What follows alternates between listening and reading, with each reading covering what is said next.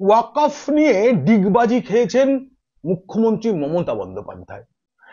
আসলে ওনার ডিগবাজি খুব ঘন ঘন হয়। আমি আগে বলেছিলাম উনি সিবিআই তদন্ত চেয়েছিলেন, সিআইডি দিয়ে তদন্ত চেয়েছিলেন, শুরুও করেছিলেন, তারপর তা থামিয়ে দিয়েছিলেন। এবারেও ওয়াকফ নিয়ে তিনি অনেক কিছু বলছিলেন, হঠাৎ করে চুপ করে গেলেন। কেন গেলেন আজ সেটাই বলবো। সঙ্গে এটাও বলবো ভাইপোকে পিসি কেন চুপ করিয়ে রেখে দিয়েছেন। ওয়াকফ নিয়ে এখনো পর্যন্ত টু শব্দটি করেননি সর্বভারতীয় তৃণমূল কংগ্রেসের সর্বভারতীয় সাধারণ সম্পাদক অভিষেক বন্দ্যোপাধ্যায়। বন্ধুরা, কেন্দ্রীয় সরকারের যে ওয়াকফ আইন যে সংশোধনী হলো সেটা নিয়ে প্রথম থেকেই সরব মমতা বন্দ্যোপাধ্যায় এবং তার দল তৃণমূল কংগ্রেস। সংসদে চেঁচামেচি করে কোনো লাভ হয়নি, বিল পাস হয়ে গেছে। এখন বলছেন এখানে আইন কার্যকর করবেন না, সেটা তিনি পারেন না। এরপর কি করলেন, তিনি ইমাম এবং মুয়াজ্জেমদের নিয়ে, মুয়াজ্জেম মানে যারা ওয়াকফ সম্পত্তির দেখভাল করেন, যেমন দেবোত্তর সম্পত্তির সেবায়েতরা তেমনই একটা, তো তাদেরকে নিয়ে উনি নেতাজি ইন্ডোরে একটা বৈঠক করলেন, করে বললেন তোমরা আন্দোলনটা দিল্লি নিয়ে চলে যাও। উনি বাংলায় আন্দোলনটা রাখতে চাইছেন না কেন? নিশ্চয়ই আপনাদের মনে প্রশ্নটা উঠেছে। উনি মুর্শিদাবাদের দিকে প্রথমে ঘটনাটাকে সরিয়ে দিলেন। প্রথমে আরেকবার বলে দিই, মুর্শিদাবাদে জেহাদি সন্ত্রাস হয়েছে, সেটাকে মুখ্যমন্ত্রী মমতা বন্দ্যোপাধ্যায় দাঙ্গা বলে চালাতে চাইছেন। দাঙ্গা মানে দু পক্ষের মধ্যে লড়াই, কিন্তু মোথাবাড়ি মালদহের বা মুর্শিদাবাদে দেখা গেছে জেহাদি সন্ত্রাস। যাক, আমরা আজকে, আমি তো আগে আপনাদের সেই চিঠিটা দেখিয়েছি।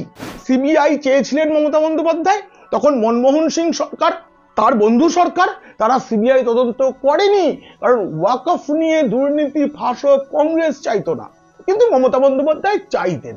এবার সিবিআই যখন বিষয়টা নিল না, আসলে মমতার লক্ষ্য ছিল তৎকালীন স্পিকার বাম জমানার হাসিম আব্দুল হালিমের বিরুদ্ধে তিনি ওয়াকফ সম্পত্তি দখলের অভিযোগ তুলেছিলেন।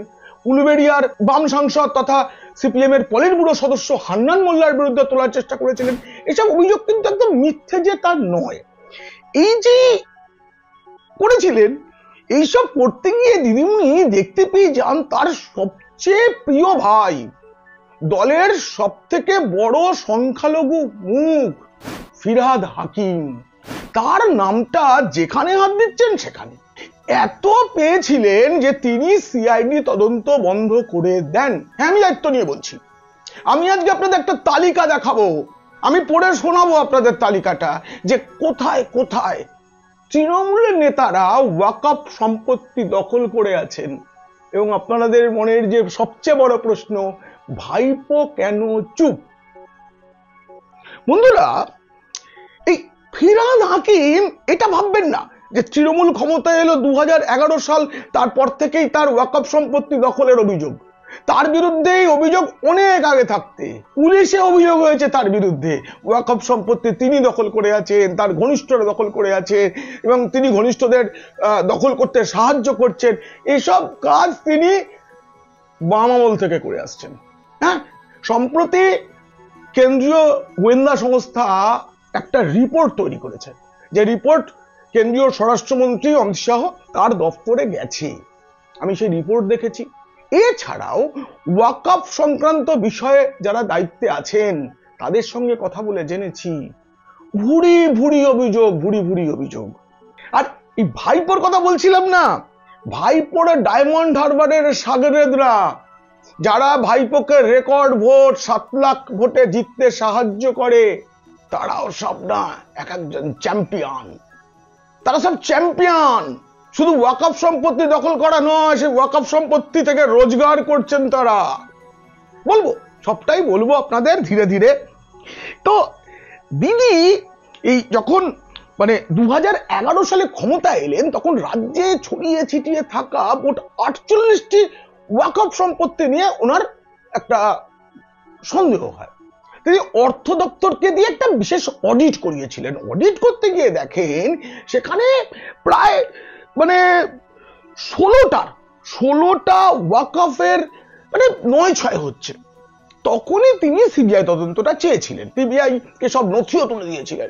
কিন্তু মনমোহন সিং সরকার, কংগ্রেস, সোনিয়া গান্ধী, রাহুল গান্ধী তারা তো ঘাটাবেন না, তারাই তো উল্টে ধনী যারা, মানে 2013 সালে যে আইনটা হয়েছিল তাতে তো কংগ্রেস সরকারই ঠিক করে দিয়েছিল যে ধনী মুসলিমরা যারা ওয়াকফ বোর্ডে থাকবে তারা গরিব মুসলিমের জমি দখল করতে পারবে ওয়াকফের নামে, কেউ মামলা করতে পারবে না।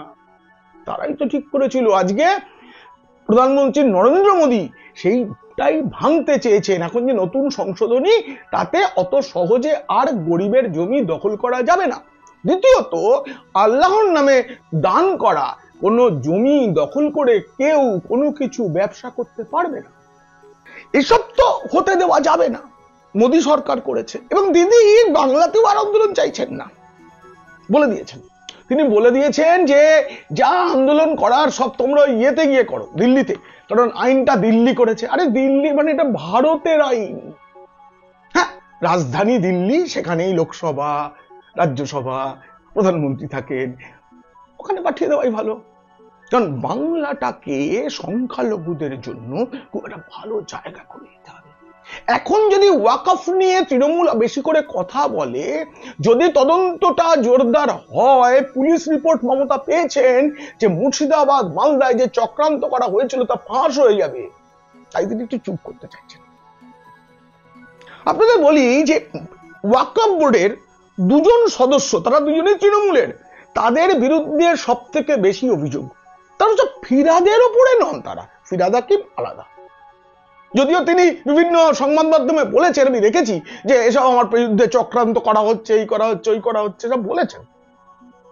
যাই হোক, সেই ওয়াকফ বোর্ডের যে দুজন সাংসদ, তার মধ্যে একজন সদ্য প্রয়াত হয়েছেন, নদিয়ার কালীগঞ্জের বিধায়ক নাসির উদ্দিন আহমেদ। গত ফেব্রুয়ারি মাসে তিনি প্রয়াত হয়েছেন। যে সাহিবুল্লাহ ওয়াকফ এস্টেট, এটা আপনার মানে 3000 বর্গফুট এলাকার একটা ফ্ল্যাট তিনি জবরদখল করেছিলেন, ভাবা যায়। আরেকজন আছেন, তিনিও দিদির দলের রাজ্যসভার সাংসদ নাদিমুল হক। তিনি 10/8 তালবাগান রোডে ওয়াকফের 22 কাঠা জমি কবজা করেছেন। এই রিপোর্ট গেছে, দিল্লিতে গেছে। এরপরেই ফিরাদ, মানে মন্ত্রী, তিনি কলকাতার মহানাগরিক, তিনি কি কি দপ্তর সামলাননি, পুরো নগর উন্নয়ন, মানে দিদির এত ভরসার বালদার দায়িত্ব, মুর্শিদাবাদের দায়িত্ব, তারকেশ্বরের হিন্দু মন্দির, শিবের মন্দির, সেই কমিটির মাথায়, মানে দিদি সব করিয়েছেন তাকে দিয়ে। আর তিনি তার নিজের, তাকে তিনি কম বলেন। ওনার আবার একটা সাকরেদ আছে, সেই সাকরেদের নাম হচ্ছে শাম্মী জাহান, কলকাতার 64 নম্বর ওয়ার্ডের কাউন্সিলর। এই যে মহাবীরতলা মসজিদ থেকে আলিপুর পর্যন্ত বিস্তৃত জহুরা বিবি ওয়াকফ এস্টেটের 35 বিঘা জমির মধ্যে ফিরাদ হাকিম 5 বিঘার বেশি জমি জবরদখল করে রয়েছেন। সেখানে তিনি একটা মার্বেল পাথরের শোরুমও চালান। টাকা লাগে তো, অতীতের কথা ভাববেন না। কলকাতার মেয়র চিত্তরঞ্জন দাস, নেতাজি সুভাষচন্দ্র বসু, ভাববেন না, ভাবুন ফিরাদ হাকিম, তার কত রকমের ব্যবসা আছে, কোথায় কতগুলো বাংলো বাড়ি আছে, এসব তদন্ত হলে বেরোবে। কেন তদন্ত হয় না আমি জানি না, কিন্তু তিনি নিজের স্ত্রীর সঙ্গে যৌথ ব্যবসা করছেন। 5 বিঘা, ভাবতে পারছেন, কাঠা নয়, 5 বিঘা জমি দখল করে তিনি মার্বেল পাথরের ব্যবসা করেন। আর আরেকজনকার কথা বললাম না, ওই আপনার শাম্মী জাহান হচ্ছেন আমাদের কলকাতার 64 নম্বর ওয়ার্ডের তৃণমূল কাউন্সিলর। তিনি যে টিপু সুলতান মসজিদ রয়েছে একদম ধর্মতলার মধ্যে মোড়ে, সবুজ রঙের যে রাস্তাটা ওই মৌলালির দিকে চলে যাচ্ছে, ওই কোণে, তার যে গোরস্থান সেটা জবরদখল করে রেখে দিয়েছেন শাম্মী জাহান। তিনি ফিরাদ হাকিমের খুব ঘনিষ্ঠ, খুব। আপনারা খোঁজ নিয়ে দেখবেন, এই রিপোর্টও গেছে, এই রিপোর্টও দিল্লির কাছে গেছে। কিন্তু ফিরাদ হাকিমের মানে কাণ্ড কিন্তু এখানে শেষ হচ্ছে না। বাম জমানায় পুলিশের কাছে 3টে অভিযোগ জমা পড়েছিল এই সব দখল করে রাখা নিয়ে। আমি আপনাকে এই জায়গাটা একটুখানি দেখে বলতে হবে, কারণ এত তথ্য এবং এত বড় দুর্নীতি এখানে না এক প্রমোটারের কথাও আসছে, এই প্রমোটারের কথা আসছে এবং আমাকে এটা দেখেই বলতে হবে, কারণ এখানে এই অনেক তথ্যের ব্যাপার আছে, ভুল বলা একটুও ঠিক হবে না। তো সেখানে মানে তৎকালীন ওয়াকফ বোর্ডের সিইও ছিলেন GH ওবায়দুর রহমান। তিনি 2006 সালে, বুদ্ধদেব ভট্টাচার্য তখন মুখ্যমন্ত্রী, 2006 সালের 30 মার্চ নিউ আলিপুর থানার ওসিকে লিখিতভাবে জানান যে 32 টালিগঞ্জ সার্কুলার রোডে জোহরা বেগম ওয়াকফ এস্টেটের জমিতে অবৈধ নির্মাণ করছেন জনৈক প্রমোটার অজয় নারায়ণ ঘোষ এবং তার সঙ্গীরা। পুলিশকে ওই নির্মাণটা যাতে বন্ধ করা যায় তার জন্য পুলিশের কাছে আর্জি জানিয়েছিলেন ওয়াকফ বোর্ডের সেই সদস্য।